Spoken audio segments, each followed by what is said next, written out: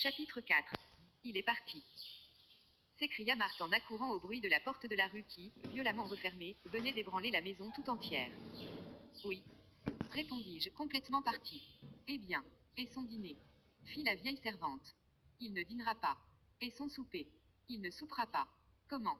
Dit Marthe en joignant les mains. Non, bonne Marthe, il ne mangera plus, ni personne dans la maison. Mon oncle Leidenbrock nous met tous à la diète jusqu'au moment où il aura déchiffré un vieux grimoire qui est absolument indéchiffrable. Jésus. Nous n'avons donc plus qu'à mourir de faim. Je n'osais pas avouer qu'avec un homme aussi absolu que mon oncle, c'était un sort inévitable. La vieille servante, sérieusement alarmée, retourna dans sa cuisine en gémissant. Quand je fus seule, l'idée me vint d'aller tout compter à Graüben. Mais comment quitter la maison? Le professeur pouvait rentrer d'un instant à l'autre. Et s'il m'appelait? Et s'il voulait recommencer ce travail logographique qu'on eût vainement proposé au vieil Oedipe? Et si je ne répondais pas à son appel, qu'adviendrait-il? Le plus sage était de rester. Justement, un minéralogiste de Besançon venait de nous adresser une collection de géodes siliceuses qu'il fallait classer. Je me mis au travail.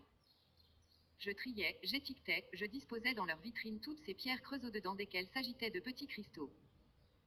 Mais cette occupation ne m'absorbait pas, l'affaire du vieux document ne laissait point de me préoccuper étrangement. Ma tête bouillonnait, et je me sentais pris d'une vague inquiétude. J'avais le pressentiment d'une catastrophe prochaine. Au bout d'une heure, mes géodes étaient étagées avec ordre. Je me laissais aller alors dans le grand fauteuil d'Utrecht, les bras ballants et la tête renversée.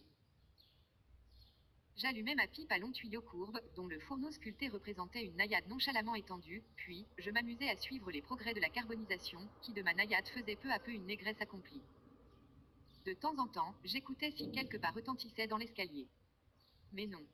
Où pouvait être mon oncle en ce moment? Je me le figurais courant sous les beaux arbres de la route d'Altona, gesticulant, tirant au mur avec sa canne, d'un bras viol battant les herbes, décapitant les chardons et troublant dans leur repos les cigognes solitaires. Rentrerait-il triomphant ou découragé? Qui aurait raison l'un de l'autre, du secret ou de lui? Je m'interrogeais ainsi, et, machinalement, je pris entre mes doigts la feuille de papier sur laquelle s'allongeait l'incompréhensible série des lettres tracées par moi. Je me répétais. Qu'est-ce que cela signifie? Je cherchais à grouper ces lettres de manière à former des mots. Impossible. Qu'on les réunit par 2, 3, ou 5, ou 6, cela ne donnait absolument rien d'intelligible. Il y avait bien les 14e, 15e et 16e lettres qui faisaient le mot anglais, ice, et la 84e, la 85e et la 86e formaient le mot sœur. Enfin, dans le corps du document, et à la 2e et à la 3e ligne, je remarquais aussi les mots latins, rota, mutabile, ira, nec, atra. Diable, pensais-je, ces derniers mots sembleraient donner raison à mon oncle sur la langue du document. Et même, à la 4e ligne, j'aperçois encore le mot, luco, qui se traduit par bois sacré.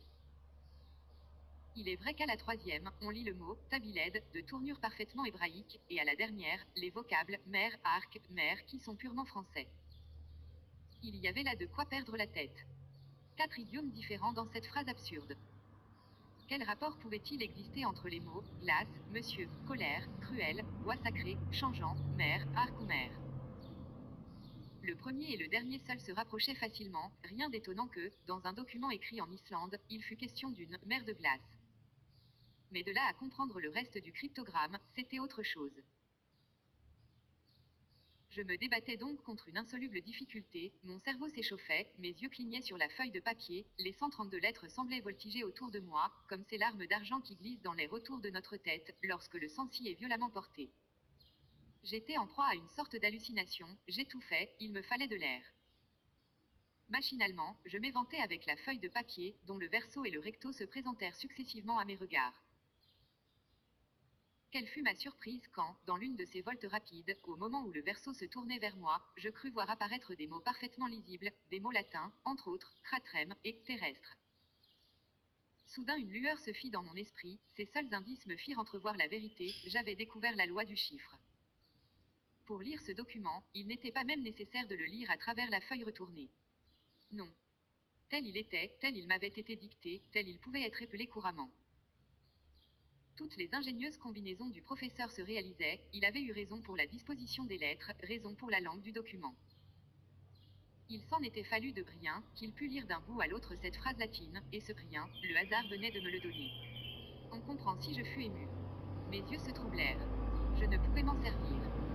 J'avais étalé la feuille de papier sur la table. Il me suffisait d'y jeter un regard pour devenir possesseur du secret. Enfin je parvins à calmer mon agitation. Je m'imposais la loi de faire 2 fois le tour de la chambre pour apaiser mes nerfs, et je revins m'engouffrer dans le vaste fauteuil.